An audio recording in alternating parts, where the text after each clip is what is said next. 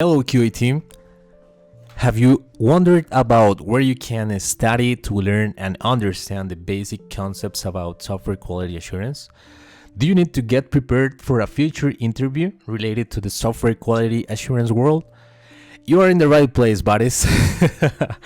I wish somebody would have explained to me what is software testing, for example, the principal objectives of software testing, and what is dynamic testing, what is static testing, what is the main difference between testing and debugging, and much more of this content. Let me introduce myself. My name is Joan from JoanMedia, and welcome to this series of videos where we are going to cover all you need to know about quality assurance. I guess that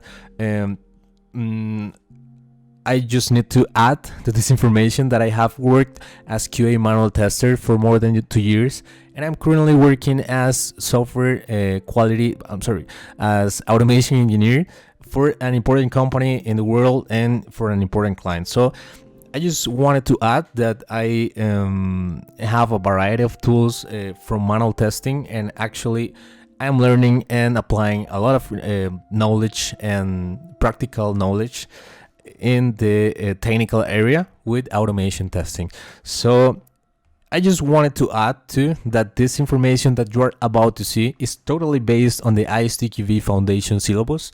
So you can be confident that all the information you are about to see is 100% trustable. I hope that these kind of videos help people to understand what are the bases of quality assurance in general, and help people to understand the basic concepts of it. So let's start with the theory. We're gonna start working on the fundamentals of testing. The first topic that we're gonna see is what is software testing. All right, so software testing is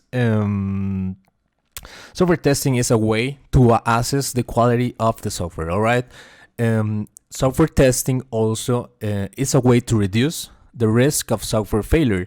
It is a whole process. Actually, it is not just an activity. It is a whole process that includes a lot of different activities. For example, and to mention the first one that you may think about is test execution. However, we have a lot of activities. Let me list you some of them. For example, we can have test planning, test analyzing, test design, test implementation. We can also include the activities of reporting the test progress and results. And there are a lot of activities that I might be might be missing right now.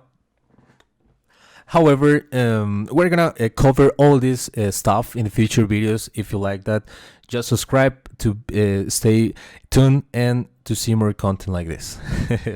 I hope that you can find this useful. Let's continue with the following or the next topic, which is dynamic testing against static testing.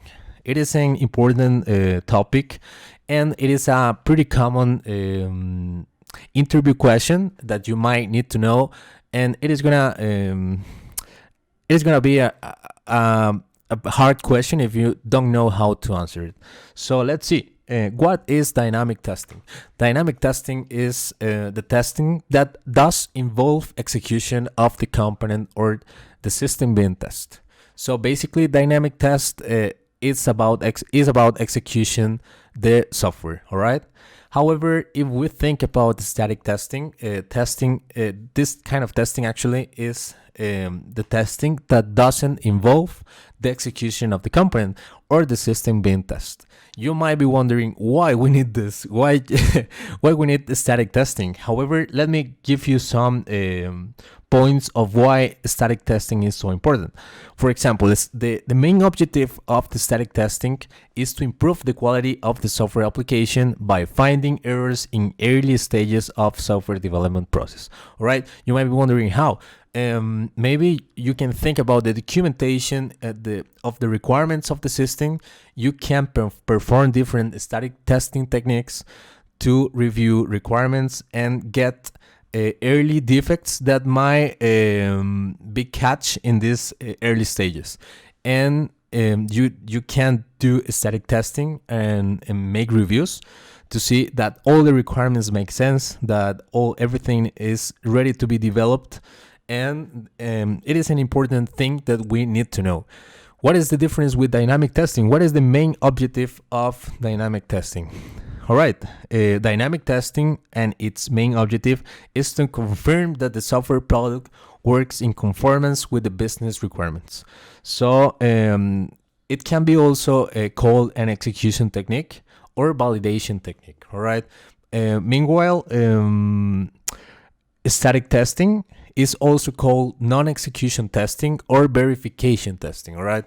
So there are different components or concepts that you need to know, and I guess that we have covered the main and the most important of them over here. In the next slide here, you can see that we have the testing diagram, and we can see different or actually in a better way how the testing works. For example, at the top we have testing, then we have a subdivision of the testing in a static testing and dynamic testing, and inside the static testing we have reviews, walkthroughs, inspections, which are activities that we're going to cover in future videos more in depth.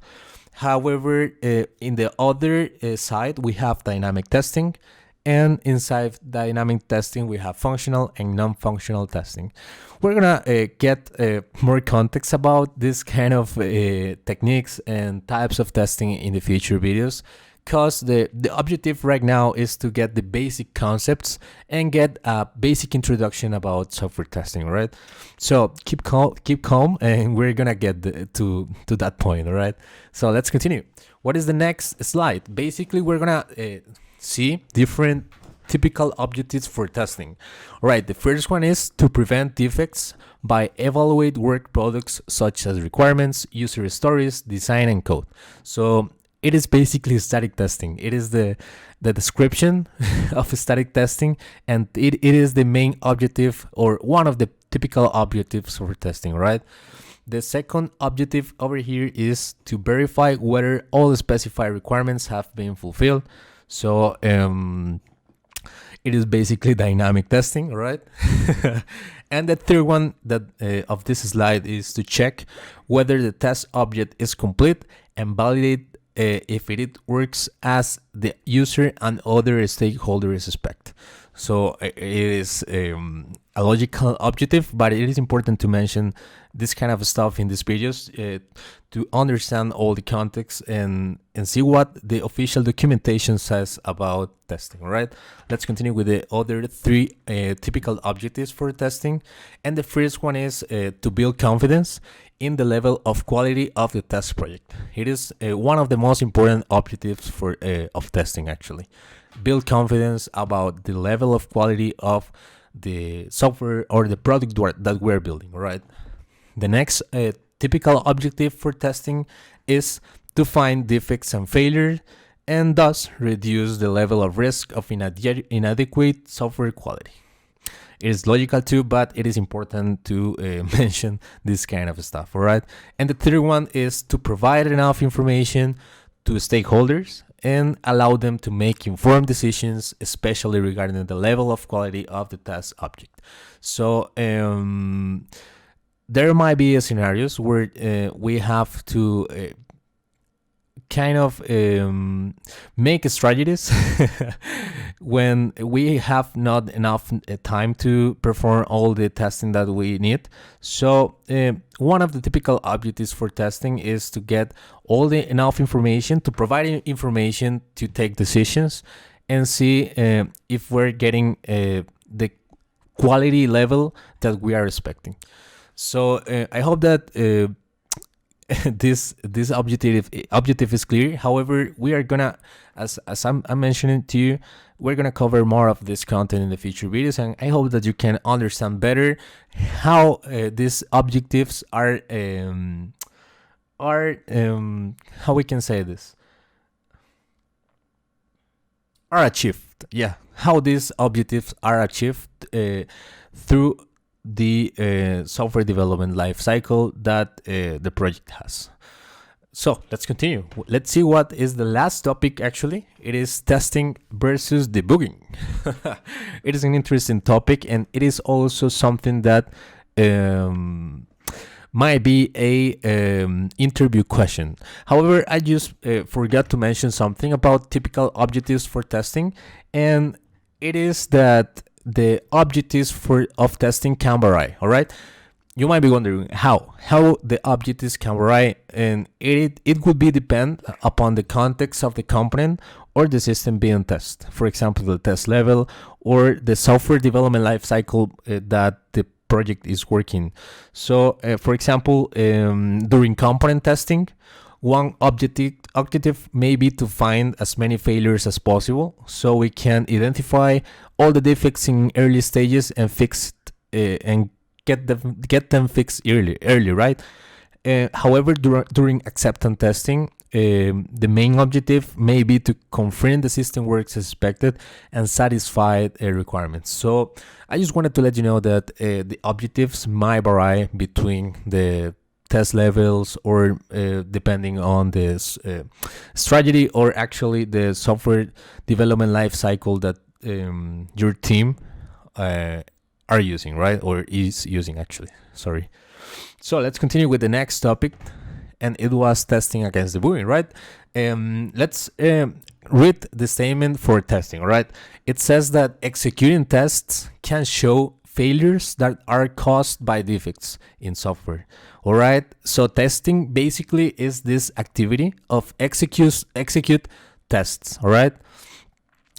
And those tests are gonna show failures that are caused by defects in software. Defects is a kind of a tricky concept, and we're gonna get more context in future videos about the defects and the different words that are they're actually very similar, and we're gonna learn to identify the difference between them, all right?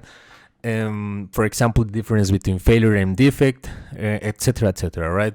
And debugging, it is another development activity. Actually, it is an activity that finds, analyzes, and fixes such defects. You might be thinking that debugging is just an activity of a developer, right? You might be thinking that. However, I just want to let you know that if you are gonna face a kind of project that is working under the agile development philosophy, yes, there might be scenarios where testers might be involved in debugging and component testing, actually. So I just want to let you know that these activities are different. Its scopes are totally different, and actually the concept itself is different between them, right? However, debugging is not totally for developers, and it is important to I don't know how we can say see the differences between them and know the different concepts that you can face in an interview that can be kind of tricky, right? So it is important for you to understand and see what is all these concepts that we have seen in this video, and I hope that it helps you to understand what is software testing in general and a bit of introduction for software quality assurance in general. So thank you very much for watching the video. I hope that you can find this video useful. I'm very happy to start this kind of videos since it is something that I like. I like a lot how quality assurance is helping software to gain confidence and how it improve the processes, actually. So thank you very much again for watching the video. Please let me know your thoughts in the comments below. I hope that you like the video and subscribe to this channel if you want to see more content like this. So see you soon in the next video. It was JoanMedia, and I hope that you have an excellent day. Goodbye, people.